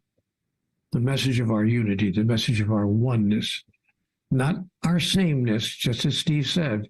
There is diversity in unity, but the message of our oneness. And I'm going to be a model of the message as soon as not only when I step out the door, when I'm walking around my house. Each day when I wake up, I have committed to be a model of the message. That's what we're asking today. Are you willing to be a model of the message in everything you think, say, and do? Now we're talking about an energy that can hit the world at a level of critical mass and change the planet's understanding. Yes, indeed, indeed, indeed. And and as you and I go deeper into that conversation, often you'll bring around, as Conversations with God does as well, the Gandhi story of, well, what does that look like and how do we do that? And often you'll share that Gandhi story of, well, be the change that you wish to see in the world. What does that look like for you? What does that feel like for you? And I love that, because that really is that's the basis here. So for me, like I'll tell the story of back in Silicon Valley days where I had my my time management system, which I was really good at. Where I had all my tasks laid out and all the people that I'd interface with and I'd meet, and we'd go through 9 tasks, and so it was a very transactional way of living. And I realized as I was feeling into this whole awakening thing that I was not living at all congruent with what these new understandings were. And so I threw out my time management system. I'm not saying, by the way, everybody needs to do that. This is just me because of what was going on there in my life. I had to get rid of it because transactional and this whole divinity, I mean, you're just missing. There's no connection there. And so I threw it out. And oh my God, so many good things happened. And then I've often told the story of not only in the workplace, but at home, where transactional goes away and even relational goes away. Because divinity, which is our basis, that's even a more delicious thing than relational. What I'd like to do, at the risk of interrupting you, Steve, is explain to everyone what Steve means by transactional. I understand. We think that everyone understands that, but there are some people who I don't understand. What is he saying? We think we have a transactional relationship with God. In other words, a tit for tat relationship, a quid pro quo relationship. You do this, I'll do that. You do this, I'll do that. And we call that love, by the way. That's what we call love. I will love you if you do this for me. You have to worship me. You have to honor me. You have to believe in me. And in some religions even tell us, and you have to come to me in a certain and specific way. And if you don't come to me in that certain and specific way, then I will have nothing to do with you. I don't really care how kind you are, how generous you are, how understanding you are, how sensitive and caring you are. I don't even care how forgiving you are.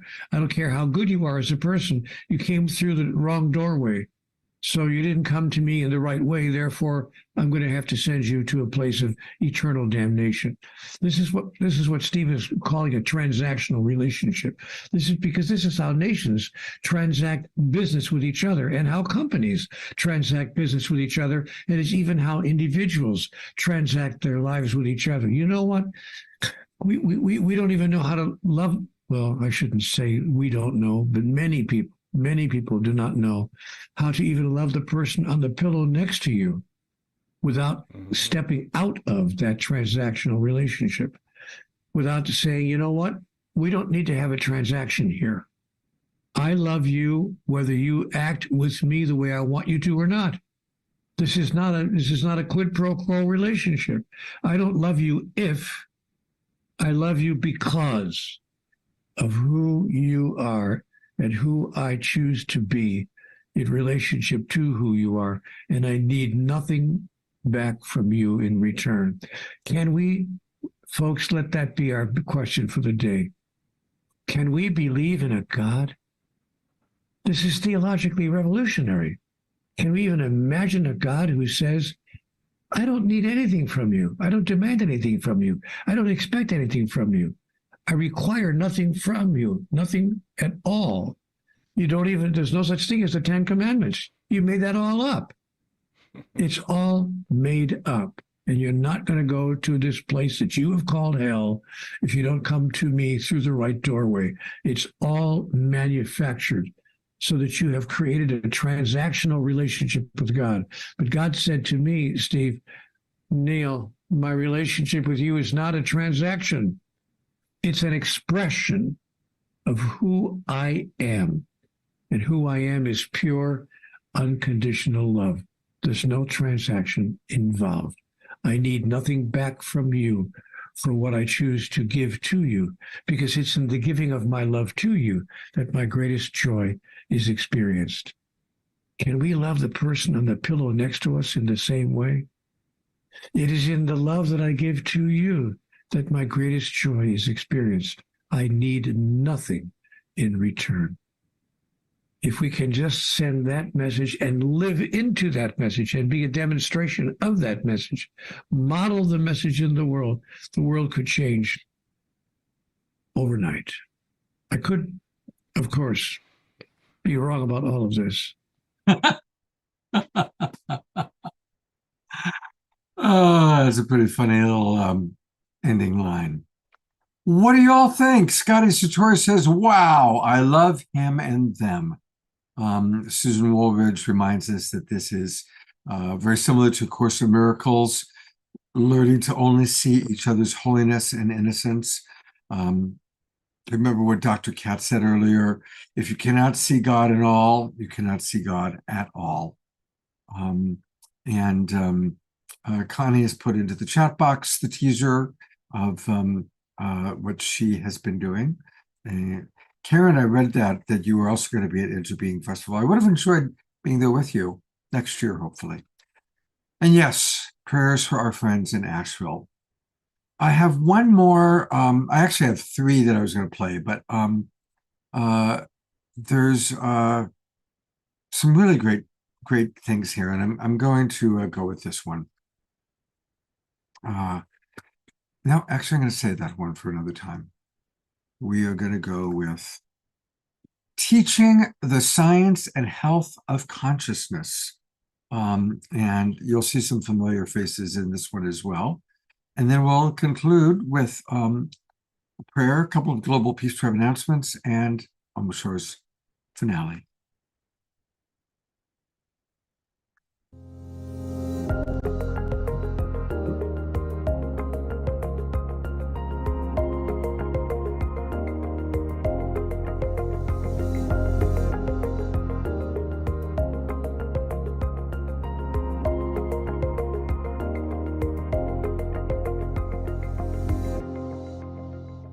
So, Anna Marie, talk to us about your pivotal moment. Yeah, so when I started out, I always thought I could tell everyone to exercise because that's going to solve all your issues. And then I realized, wait, there's this thing with nutrition and how food impacts the body. So I was like, okay, we got to exercise and we have to eat healthy. And I was doing those things, but yet I still felt heavy and dense and I wasn't happy inside. And it wasn't until I started to get my mind right and started to what I call reprogramming my mind. And I couldn't really explain what was going on, but I started to feel things like come into my field, if you will. I always looked at energy when I was a kid. I could see it. And I would always talk to things. Everything was alive around me. And then I got made fun of for that. So I quickly shut that down. And once my grandfather passed away, the energy started to come to me again. I started to see different things. And as I started to continuously working with people through wellness, I started to see it's almost like miraculous healing. All I can say is people started to heal in ways that I didn't notice before. It was almost like what we would call a placebo effect. But it was like this belief system that I had, and I would have people in front of me, and there was just a knowing of what was going on with them and the things that we could do to work with them to begin healing. And it really, that stuff all was coming in as I was healing myself. And I can't always put it into words, but ultimately it was the soul, the spiritual aspect of me started to change the biochemistry of me. And I didn't have to do all these very specific things that are tactile and, exercise and eating healthy, which are important, but I could literally change my biology by shifting my thoughts. And that was incredible to me. And I started working with people to do the same. And yeah, by the way, there's some other physical things we can do that will enhance all of that. But that's where I started to really pay attention that I'm not my thoughts, but I'm the one witnessing my thoughts. And there is some unexplainable energy that lives within all of us that can help our physical bodies heal. And that's kind of the transition of where I came from to my grandfather, to working with people, to witnessing things that I'm like, I don't even know how to explain this. And having just that faith and that knowing that we're all here for a reason. And I think this is a great conversation to have. So thank you so much for having me today. Well, and thank you for being here. I knew when I had you on my podcast that I wanted other people to know about you, because the passion for the work that you do and the commitment is extraordinary. So I'm really grateful that you're here. Thank you. Rule, talk to us about your pivotal moment. Yeah. Well, it literally was a pivotal moment. I'm a physicist by training. I've written many research papers. And one morning I woke up and I asked myself the question, whose life have I made better with my research? And I couldn't answer that question. I could point to companies who have benefited from my work. I can point to maybe the state of science that moved forward. But when it came to people, I could not answer that question. And then I realized, okay, so where is it that I'm having an impact? And the answer was clear. It was through my interaction with people. So then I really made a swift shift from my scientific work to professional development education, teaching classes like communication and ethics at an engineering college. But then at one point I also thought, if I want to show up completely, if I want to show myself and also bring myself to my students, I also have to bring the spiritual part of me to my teaching. And that was sort of I must confess, a scary proposition to do it in an engineering environment. I started the class Science and Spirituality to give shape to that ambition. And that's what I've been doing for probably about 8 years now. But a pivotal moment was really asking myself the questions, whose life have I made better with my work? And not being able to answer that question. Well, it's beautiful. I remember meeting you many years ago in one of the spirituality classes that I was teaching. And to witness your commitment and to act, we'll talk more about this, but to be with you in an environment that says engineering, and you're like heart, love. And it was like, whoa, this is very cool. So I'm very grateful that you're here.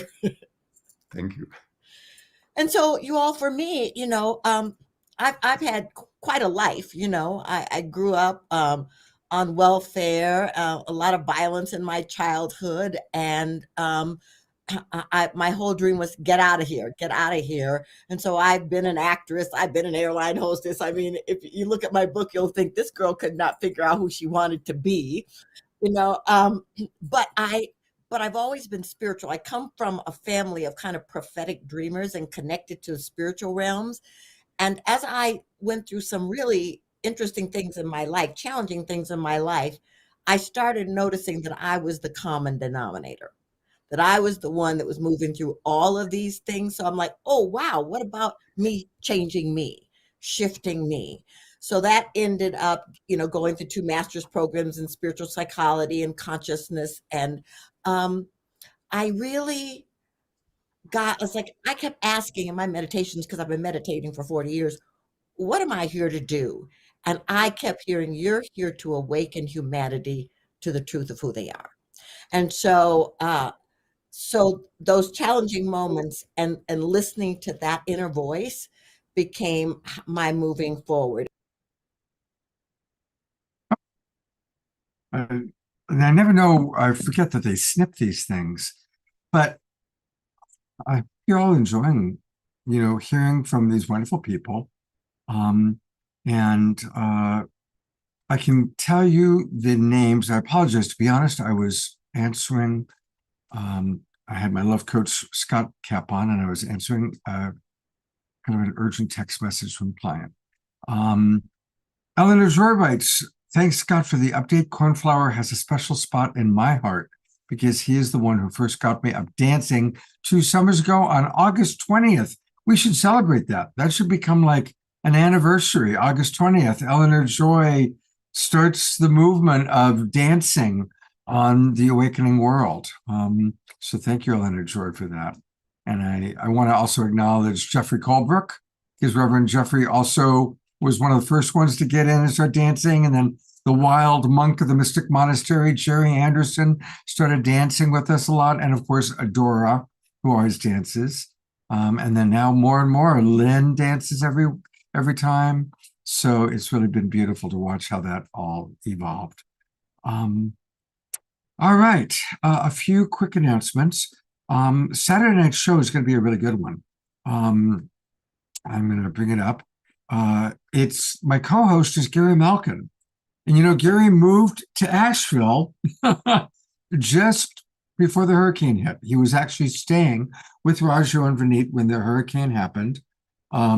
He was not hurt, but he was impacted, obviously. And so he said, let's do a show on resilience. And I'm really grateful. Sue Morter is going to be with us live, not a video, but live. And Sue is extraordinary. She's a major celebrity in the kind of New Thought world. Gary's partner, Hope Fitzgerald, is going to join us. And we're going to conclude with a KES group healing with our beloved little Maggie, who's fantastic and quite a little dynamo. So that's going to be our show on Saturday night. I want to encourage people to still continue to support our friend Tarina Joy. I will put the link one more time into the chat box. She's still in Bulgaria, and it looks like she's going to need to stay there for quite some time. The road to her home that burned down in Ecuador is a mess. She doesn't even know what she could be coming home to. So it's a pretty rough situation. Let's still continue to support Tarina Joy. I'll put that in the chat box while Omashar is playing music. And I have a very special announcement. I'm going to put the spotlight on Omashar because as of today, Omashar is now officially a member of the Evolutionary Leaders Circle.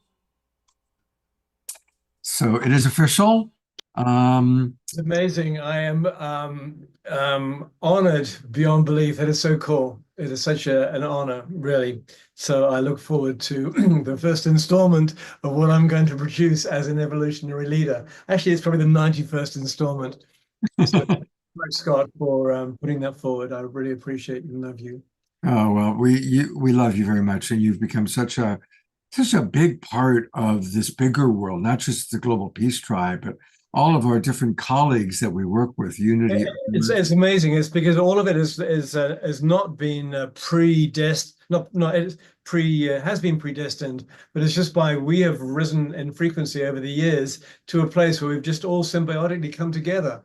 There's been no I shall do lunch with your people and that sort of stuff going down. And so it's amazing how this is coming together. And for me, it's testament. It's my faith that the truth of us is coming together to fruition. So yeah, absolutely. Yeah. Well, congratulations, brother. Thank you so much. Absolutely. Oh, so he's asking about Piper. Piper's watching the show on Facebook tonight. Hi, Piper. She's had a rough few days health-wise. Her energy level's been lower. But I texted with her today and she sent her love. And she said she'd be watching on Facebook, but she wasn't up for being on camera or being in the Zoom room tonight. Yeah. So maximum grace, Piper. And did you find out who the woman doing the podcast, who's her name? I will get it for you right now. That was, hold on one second.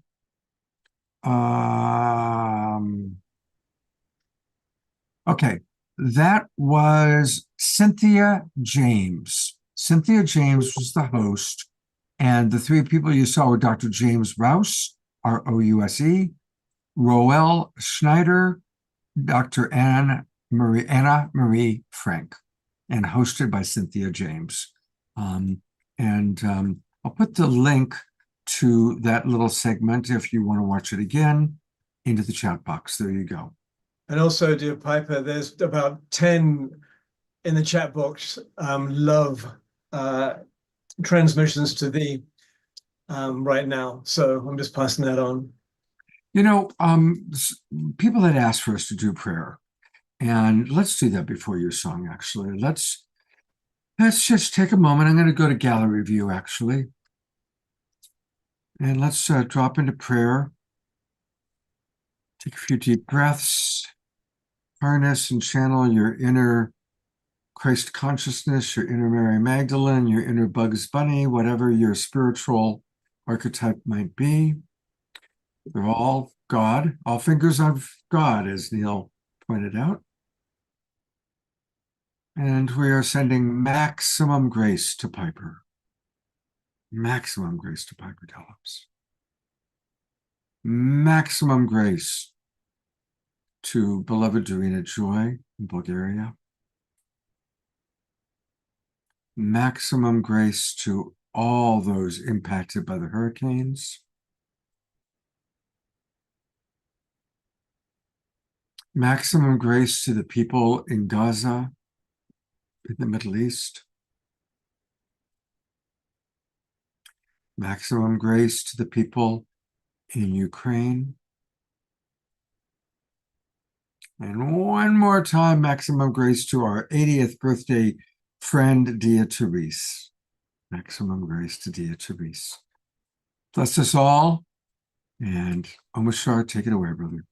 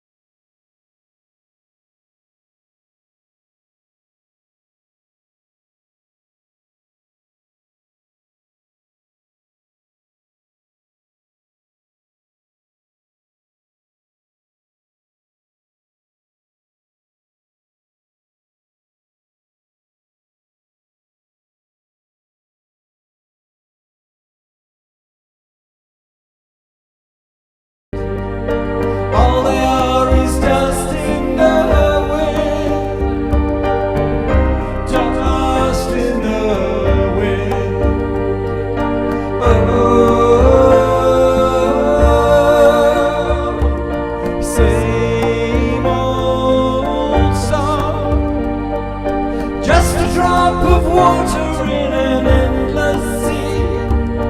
All we crumbles to the ground, no, we refuse to see. Dust in the wind. All they are is dust in the wind. Dust in the wind. Oh.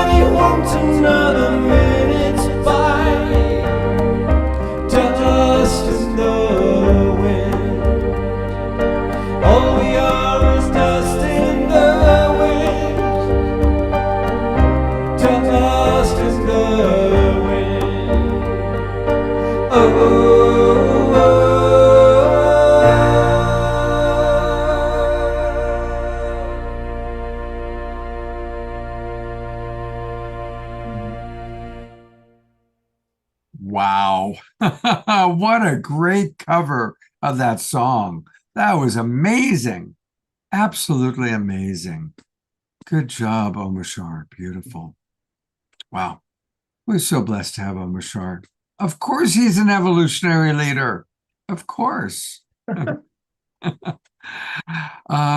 Hey, here's one more time the link, putting into the chat box for Dorina Joy. And for those of you watching on Facebook, please do support her. It's really easy to find it. If you just go to GoFundMe, we've raised $1,237. And look at all those people that are global peace tribers that have been donating. Thank you, Susan, who's in our room right now. She was just dancing with us. And yeah, let's help Dorina. Let's help her. Let's continue that on. More prayers, more green money, green energy. Green money, too. Okay. All right. I love each and every one of you. I'm so grateful for this global peace tribe. And I hope to all see you on Saturday night. Spread the word. Let's grow this. More people need to be. The one thing that drives me crazy is we'll have these great shows, and there should be more people here. Please tell your friends. Let's grow this tribe. All right. People need to know what we get to talk about every week. The rising consciousness, the awakening world that we are all a part of. So thank you, everybody. Let's practice seeing the divinity in all. And I look forward to seeing you on Saturday night, and then again on Sunday morning. Remember, Sunday morning at 8 a.m., Kat has a really lovely meditation group. It's free to join. Join me. I'll be there. And then at 10 o'clock, I'll see you with Danny Sheehan and all the people he's lined up. Thanks again to Alan Steinfeld for his contributions, and always to you, beloved Omashar. Take care, everybody. Good night.